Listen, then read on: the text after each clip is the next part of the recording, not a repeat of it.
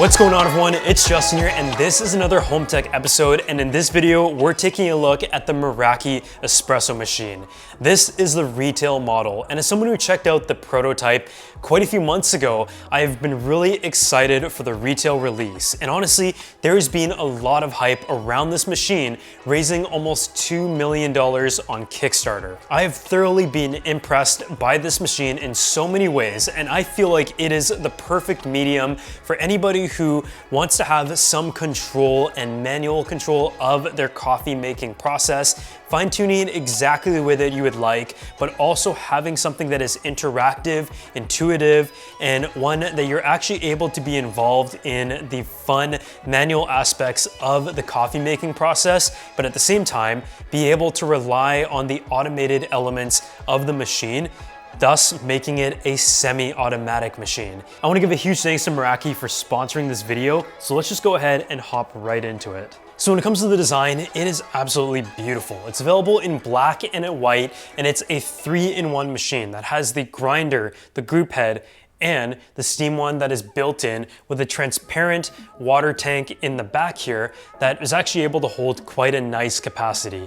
The triple cylindrical design not only looks good and it keeps it relatively clean in terms of segmenting the workspace, but on top of that, it also has the technology built in that has a dual boiler technology, so your group head and your steam one is separated, but there's also little quirks that I love about it.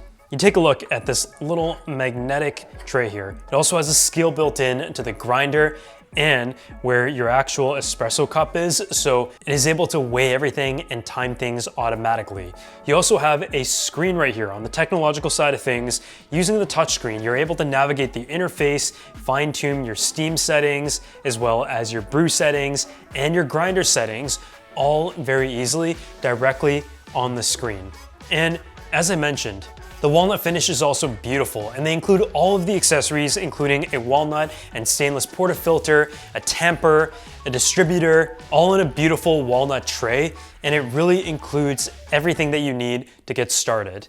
Beginning with the grinder itself, they've actually teamed up with Timemore, who is a company that is dedicated to making amazing coffee grinders, and I have both the 78S and the 64S, and I feel like this right off the bat can make or break your coffee in terms of its taste profile.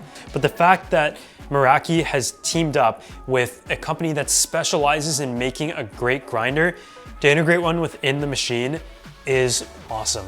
It is a conical burr grinder, and it has just enough capacity to have a few days of beans while not storing too many for freshness, but it also has an ion beam static grinder that minimizes retention. But I mean, having the dosing cup right here that is able to just magnetically attach and not make a big mess is awesome. And as you go through your grinder settings, you can set the auto grind to give you 18 grams exactly, and you can also see my little adjustments of a coarser or finer grind will also show up right here. And when you go over to pull your shot, it will give you recommendations based on that. As we make our way over to the whole group head, there is a few things going on here. You have the screen up top that is able to tilt around, but you also have an NFC contact point on the top and the rear. And so if you have a set of beans that has worked with Meraki, you can go ahead and slide it along the top there, and the NFC will make contact, show the profile and some of the tasting notes that you can look out for with your espresso shot.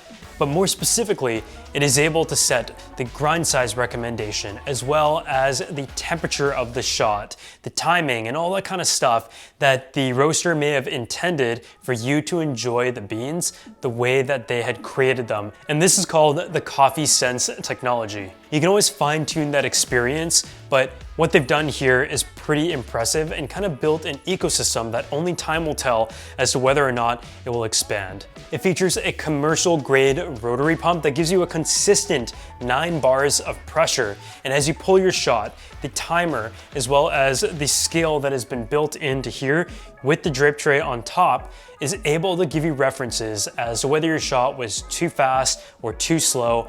and it will stop it automatically when it reaches 36 grams. So, I mean, if you just want to not have to think about it, I feel like that is super awesome. And I've got to say, the auto elements can be really handy for everyone in the house to be able to make their coffee, whether they know anything about the process or not.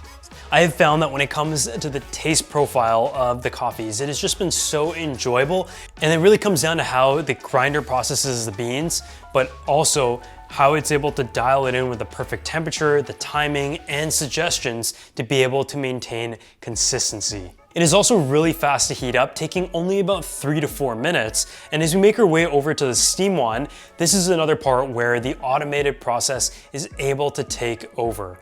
It's a steam wand that allows you to have that manual control on the top, or you can set a temperature, set it and forget it, and start steaming right away. And it's able to do so by having the angled steam wand and temperature sensing tips that know when your milk is ready for you to try to do your latte art. I think this is the part where a lot of people find quite difficult, and all semi-automatic machines come down to having an amazing steam wand.